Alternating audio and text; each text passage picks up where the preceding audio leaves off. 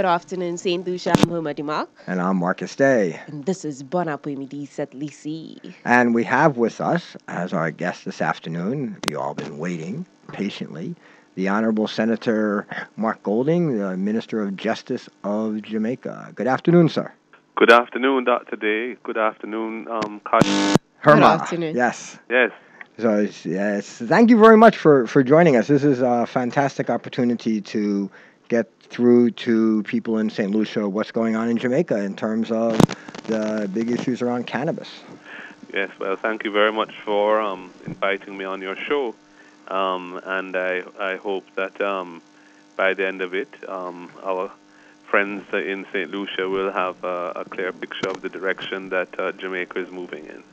Excellent. So let's start off with a comment that our Prime Minister here made, which was that St. Lucia was not prepared to go about this unilaterally, but was going to engage in the CARICOM process and wait for that process to unfold. And Jamaica has gone on to do this on its own, and I'm just curious how you see. I mean, I know that there's been some issues between Jamaica and CARICOM on a number of levels of free movement of people and harassment of your citizens as they transit through the region. Do you think so? To give us your thoughts on what prompted Jamaica to move forward on this. Okay. Our decision to move forward really was in no way disrespectful of CARICOM's initiative to have a look at this issue at a CARICOM level. And in fact, we intend to and will be participating in that CARICOM level process. However, we had already, prior to CARICOM taking up this issue, we had already determined that we were going to be reforming our laws in relation to cannabis, because there's a long history of calls for reform in Jamaica, arising from various commissions and parliamentary committee reports and so on, stretching back quite a long time. And we didn't feel, given the nature of Jamaican society and how the cannabis plant and its use is how it is folded into Jamaican society in so many ways, we didn't really feel that this was something that we wanted to wait on CARICOM to, make a decision on. We thought this was something that was pressing and needed to be addressed at this time. Wasn't one of the something that prompted was the death of this young man, Mr. Dean, up in Montego Bay? Right. Well, that certainly heightened the need for it to be expedited. Because you called for a moratorium on arrest after that, didn't you? Well, the Minister of National Security and myself were both of the view that, given our scarce resources and our pressing national security imperatives, it really didn't make sense for police to be allocating time and court time, jail time, and on the beat time to trying dealing with the widespread social reality in Jamaica of possession and smoking of weed, and that it also had resulted in incidents such as the death of Mario Dean in custody, and further, and the sort of long-term estrangement of the police and the youth in the city and other youth over cannabis-related issues. So we felt that the Mario Dean tragedy, was reinforced the need for the police to take a different approach, and so the decision was taken that, as a general rule, there would not be arrests for possession of small quantities or smoking, but rather the police would proceed by way of issuing summonses.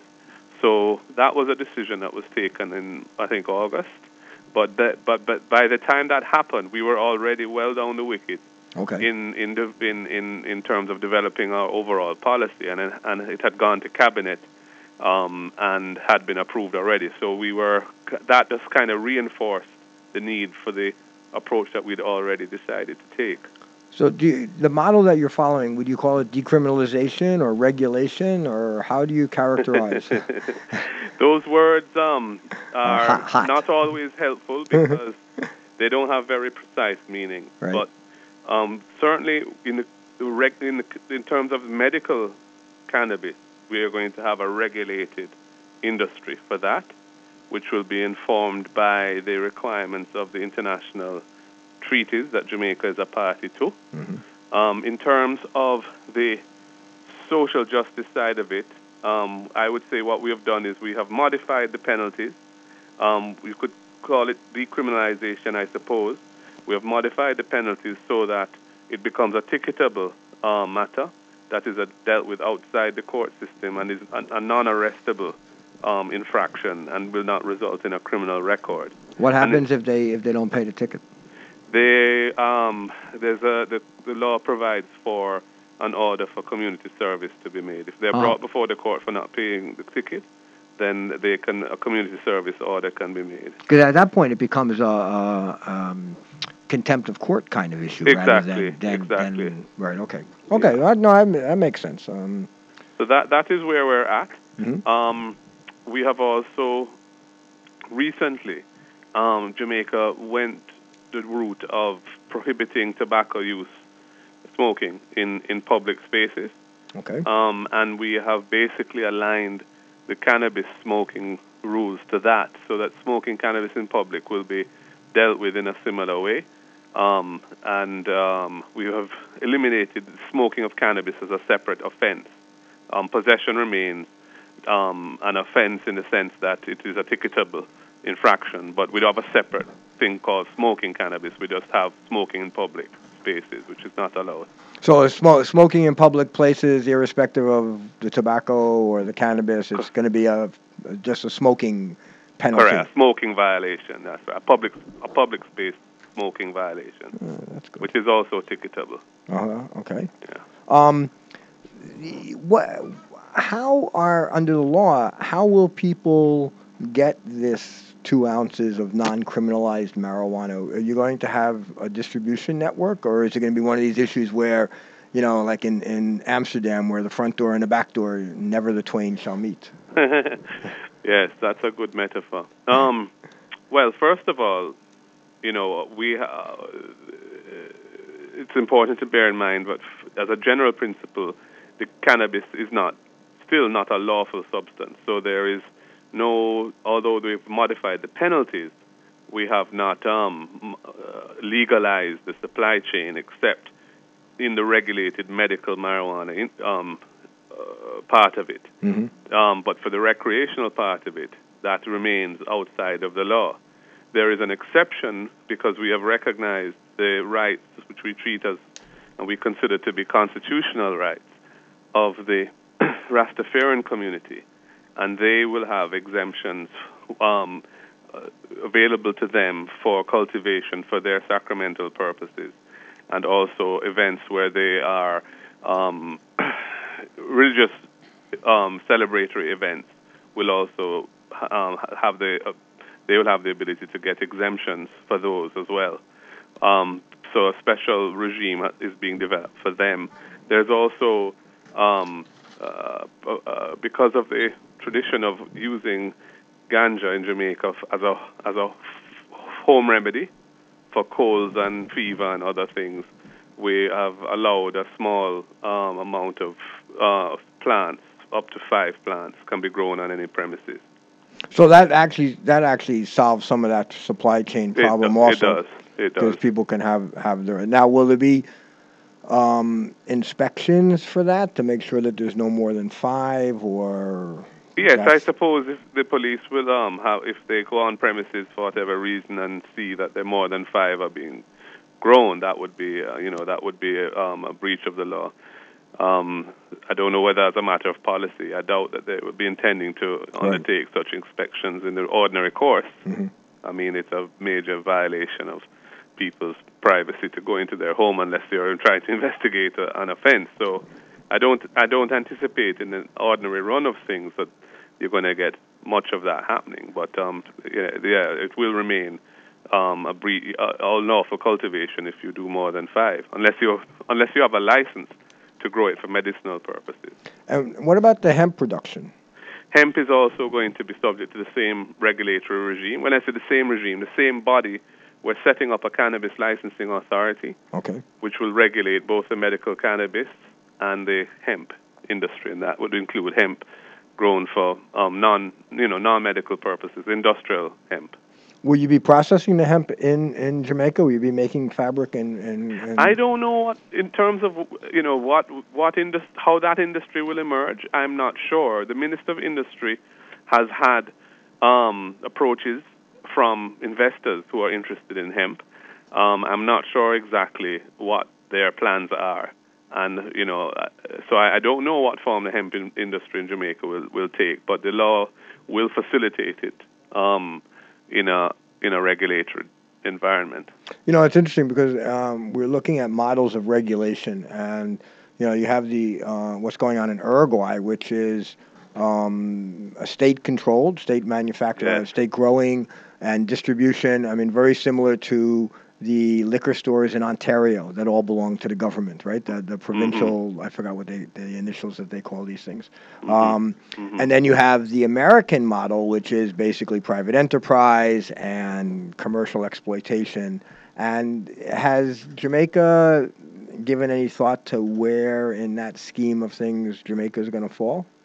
Well, I think the treaties will require some state involvement in the supply chain, but I don't believe that the model is going to be one of total state control and management of the process, because I don't think our bureaucracy would really be well suited for that activity. So I anticipate that there will be private commercial interests involved in the medical marijuana side of it, but with some state input, perhaps through depots or inspection processes and so on. But those detailed regulations are to be developed once the legislation has been passed. What was there much debate and differences within the cabinet itself about doing this? I mean, did you have people who were arguing against it? I mean, how did that? I mean, I know you're not supposed to talk about what goes on in cabinet too much, but we're just curious about the kind of debate, the kind of discussions that were happening within that circle. Yeah. Well, as you said, the discussions at cabinet are confidential, but what I can say is that, different views were expressed. I think persons were generally, supportive of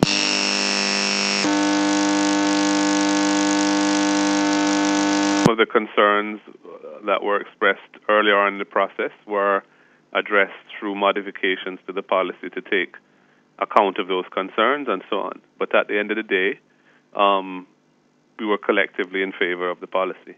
Okay. I remember, I've been involved. I've never had the pleasure of making your acquaintance, but I've been involved in Jamaica and Jamaica issues for a long time. And we had a drug policy conference there a couple of years ago. We had Barry Chavan's talk at it. Yeah. And so,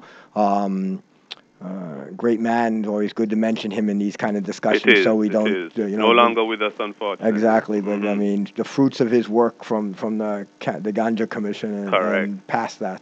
And I mean, the one line that we always use is the criminalization of cultural practices. I mean, this is something that he coined. I mean, it was fantastic. Yeah, exactly. And I mean, I think that in our case, that was a kind of imperative that led us to decide to move forward with our reform. And, the realities in each Caribbean island might not be identical. So I don't know, for example, in St. Lucia, I don't know to what extent it is the level of use of the plant and so on is equivalent to Jamaica or not. But we certainly felt, given all the water under the bridge, in terms of studies and reports and commissions and joint select committees and so on. And the international trends that have been emerging, where I think more and more places in the world are seeing this as something which needs to be looked at in a slightly different way, we decided to move forward. So I've had long discussions with Dr. Winston Delahaye about these kind of issues, and Winston is particularly worried about the issues around mental health and cannabis. And for the patients that he sees, which are probably the most chaotic and most problematic in terms of negative reactions between cannabis and mental health issues, there is some provision in the law that talks about the mental health issues and cannabis. Can you tell us a little about that? Yes, we recognize that there's a pressing social problem in Jamaica with abuse, really, of cannabis, in the sense that use by vulnerable groups, those might be adolescents, minors, persons with mental disorders that are exacerbated by using cannabis, and indeed pregnant women and so on. But there's been very little money, in fact, none really, spent in terms of public education around discouraging the use of the plant by groups that really ought not to be using it. And our mental health services are very stretched because there's not enough resources in that area as well. So the law that's before Parliament now speaks to the revenues that would be derived from the permitting system in the medical marijuana area and any other permits that are contemplated, because there are some other activities that involve permits. Those revenues can be allocated by the Ministry of Finance in whole or in part towards providing financial support for public education in the area of discouraging ganja usage by vulnerable. Also by strengthening mental health services in the country and the institutional arrangements for persons who have problems with drug abuse. The National Council of Drug Abuse will also potentially be a beneficiary of those funds, and to support the regulatory system that we're setting up for the medical marijuana side. It's interesting. We looked at penalties imposed for drugs, cannabis, and as opposed to other penalties. And I did some work looking at some of the laws in Jamaica, and it was interesting because a lot of these penalties for drugs were actually given to us by other people, other countries.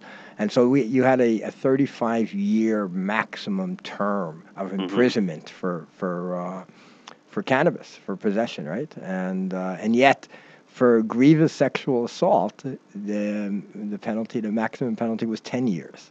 So it's kind of when we see this all around the world, there's these huge disparities in penalties between drug crimes and other crimes that are actually more grievous. Yes, well, that's right. I mean, and one of the things that need to be done, I think, is a review overall of how penalties are structured, so that there's some kind of coherence and rational approach to the issues. We are actually strengthening some of the fines relating to offenses under the Dangerous Drugs Act that are part of the international drug smuggling and gang, criminal gang activity. So cross-border smuggling of drugs of whatever kind. The fines had kind of, with the passage of time and inflation and depreciation of our currency and so on, had become really... I noticed that, actually. A couple $100 for certain fines. Right. So we are taking the opportunity to strengthen the fines, but but those are essentially to restore the monetary value that has been lost through inflation over many years. In the regulations, have you put an age of... I guess cigarettes have an age of use in Jamaica? Certainly alcohol does. Right. I think cigarettes, tobacco probably do as well. I'm sure that I don't think you can sell cigarettes to a minor in Jamaica lawfully. So will there be something like that? Because I know the issues around... put it out there, I'm a proponent of decriminalization, right? But I Mm-hmm. also understand, as a scientist, I also understand that some of the science around adolescent use and immature brain use is problematic. So Yes. how, besides the public education, will it be something that says, 18 years and over, or... Well, selling ganja generally is still a criminal offense. Right. So the recreational industry remains outside of the law. Mm-hmm. So anybody selling ganja, other than through the regulated system for medical marijuana, and that medical system will presumably have, when it's developed, will have age limits and so on. I mean, it will be really managed through the medical community. But Right. in terms of the recreational side, that remains unlawful. So our main approach is through public education. I mean, one could, for example, look at some kind of aggravated penalties where a sale to a minor is involved, but we haven't gone that route yet. Okay.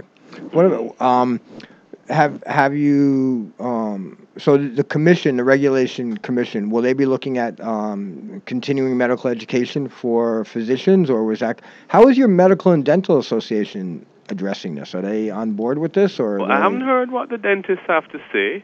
I believe the medical profession has mixed feelings.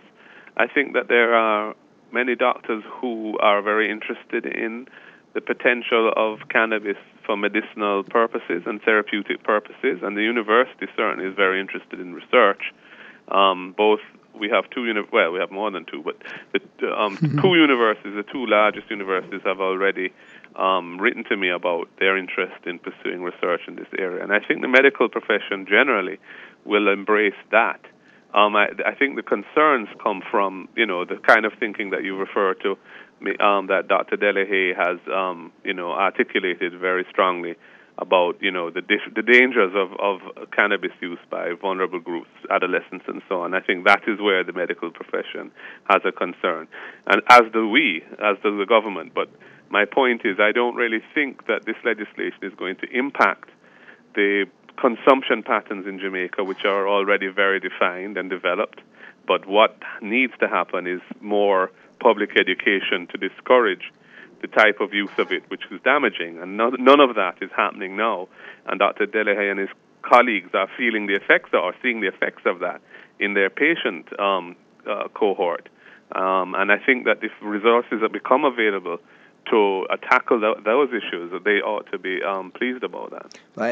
But I remember very fondly Professor Fred Hinckley, who Yes.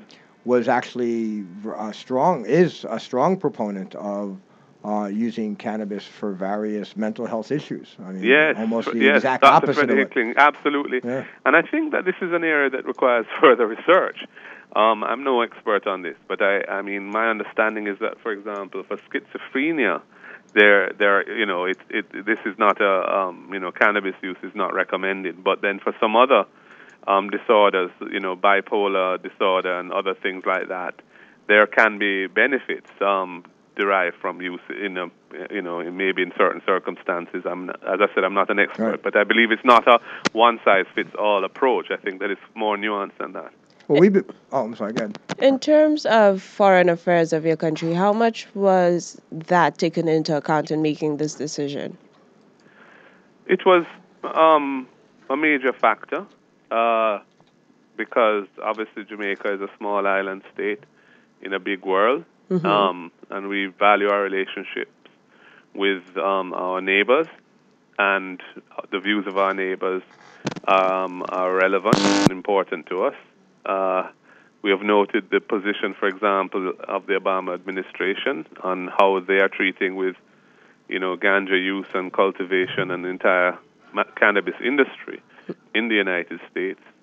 And we have, reviewed the conventions that we're a party to, and we have designed our reform so as to be compliant with our understanding of what those conventions require of us.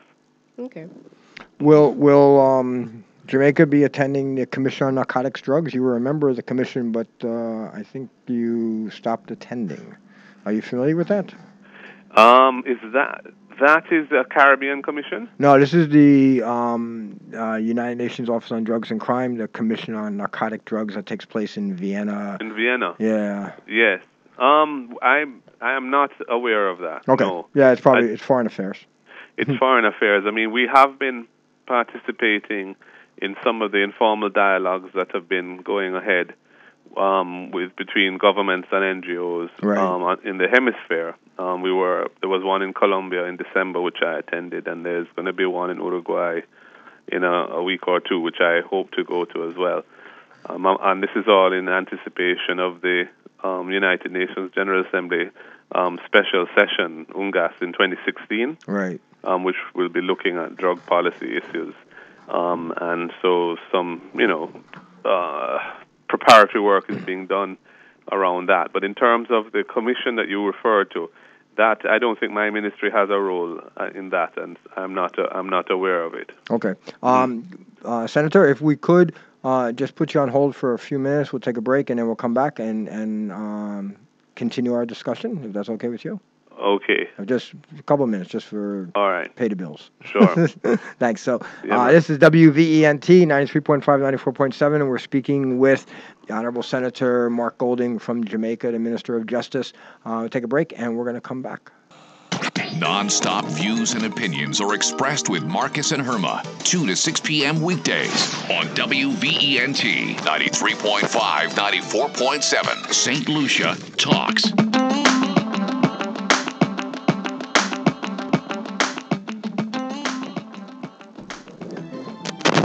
Bon après-midi, Saint-Lucie. Good afternoon, St. Lucia. I'm Herma Dumark. And I'm Marcus Day.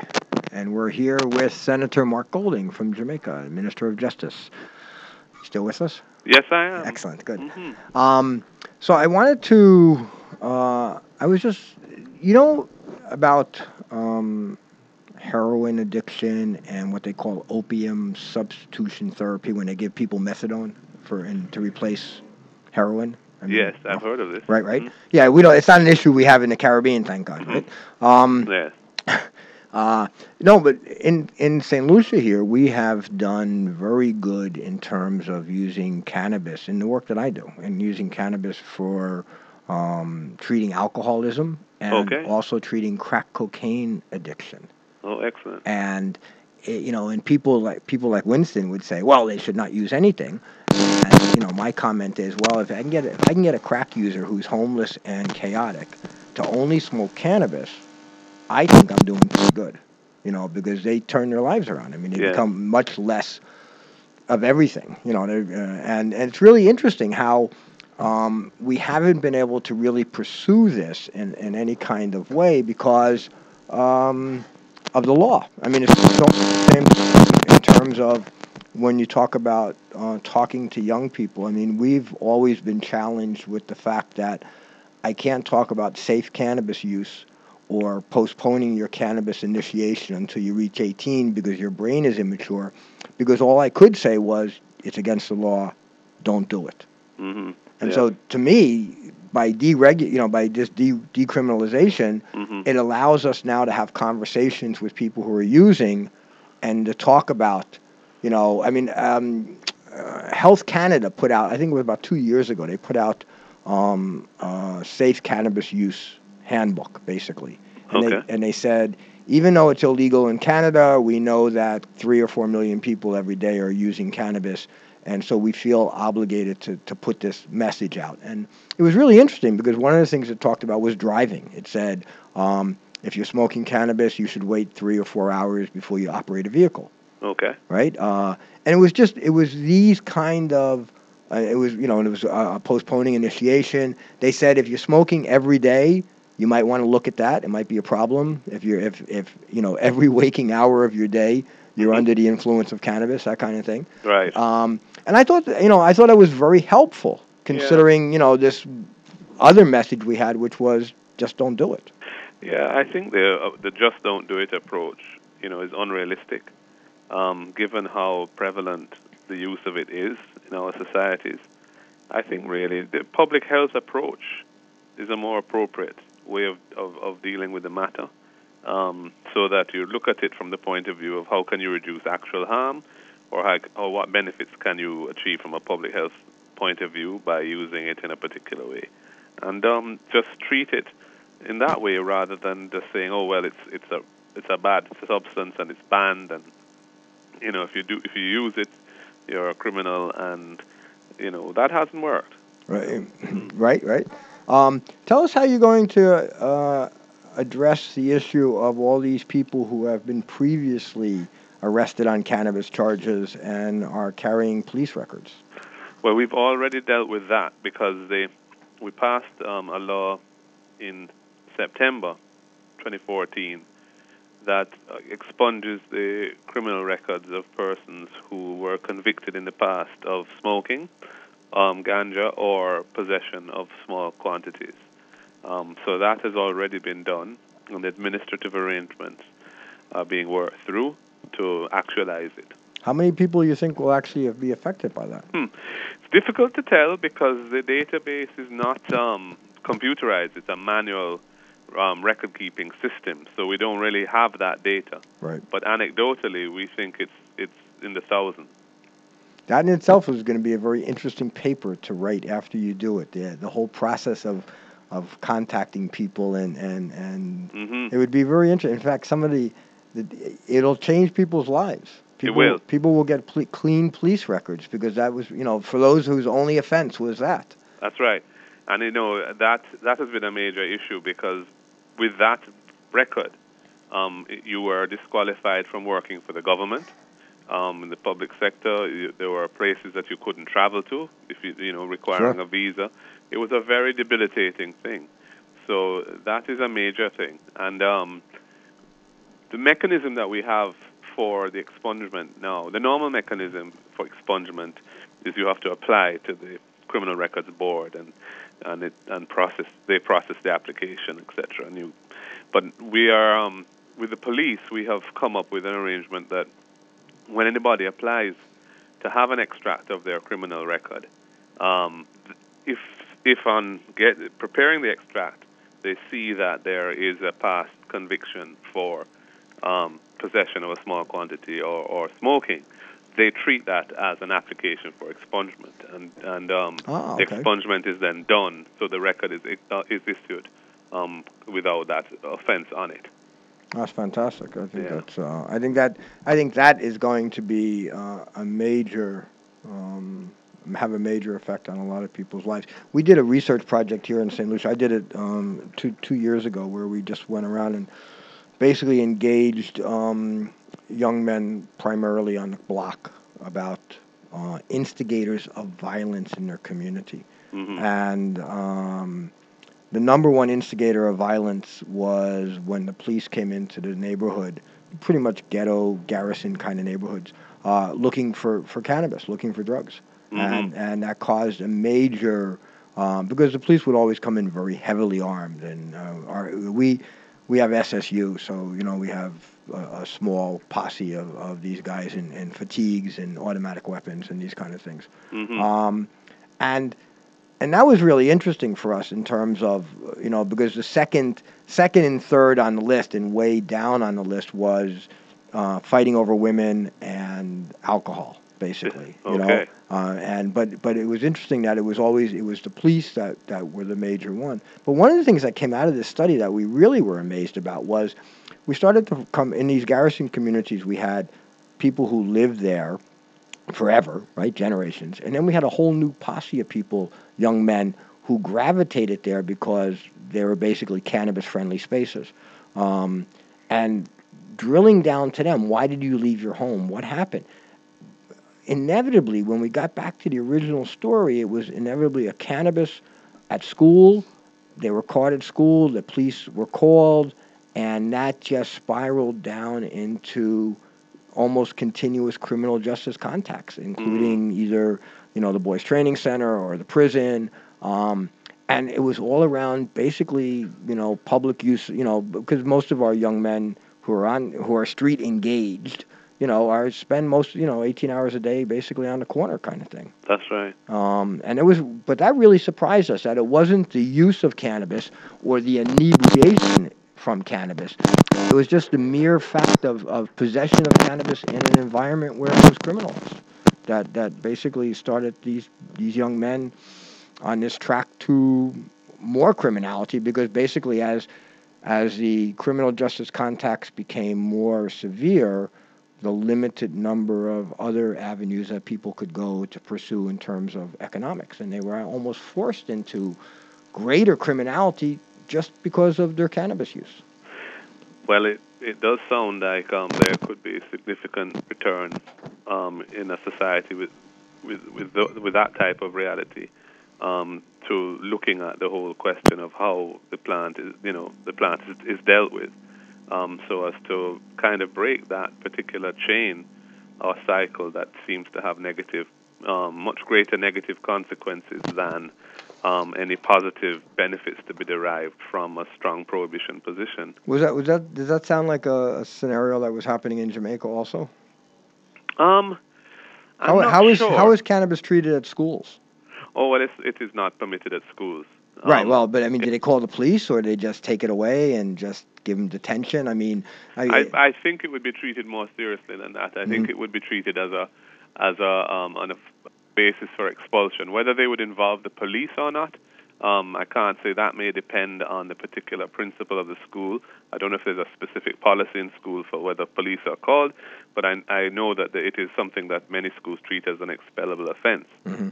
I would think in terms of whether persons living in the cities or move to inner cities because they're sort of cannabis free zones, I don't think that is such a factor in Jamaica, because I think Jamaica has such widespread ganja usage. It's one big cannabis-free zone, right? Yes, basically. Well, that's good for your tourism product.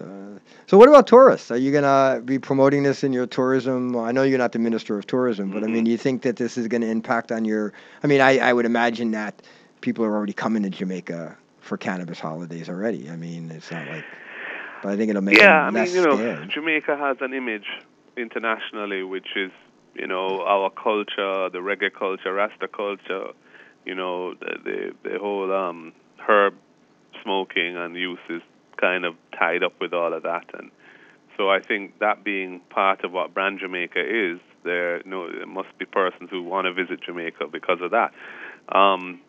What we have done in the bill is to say that if you're a medical marijuana patient in another jurisdiction, as long as you bring evidence of that with you, that will be recognized for the purpose of our regulatory regime, and you would then be able to access medical marijuana here. Oh, that's fantastic. So we think a wellness, medical tourism opportunity exists there as well. So we will see how that pans out, but that we believe that Jamaica has a comparative advantage in that area, and so we're sort of facilitating patients who may want to come here.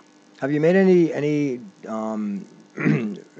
regulations around whether it's indoor marijuana or outside marijuana? Whether it's no, we haven't hydro and that kind of stuff. Yeah, we haven't. The way we're approaching it is that we will set up the Cannabis Licensing Authority, which will have a fairly broad cross-section of interest on it, and they are then going to be responsible for developing the regulatory regime for the medical marijuana industry. The law does require those regulations to conform to Jamaica's international obligations, so that is one constraining factor that they must operate within. But that apart, we haven't been prescriptive at this time in saying what they should say about this or that, and so on. But so I think I wouldn't want to preempt the decisions that will be made about that. But clearly in Jamaica, cannabis is grown quite extensively, but in the shadows, but it's generally outdoors, But I suppose depending on the market and the product and what you're trying to achieve, it may be necessary to have a more controlled environment. So we may see both types of production. It's interesting. There's a whole environmental issue about using in St. Lucia in particular, where we have a central rainforest that is our our water catchment, basically, right? Right. And so we try to keep people out of there, and we control how you go in, and of course, obviously, we don't want cutting and this kind of stuff.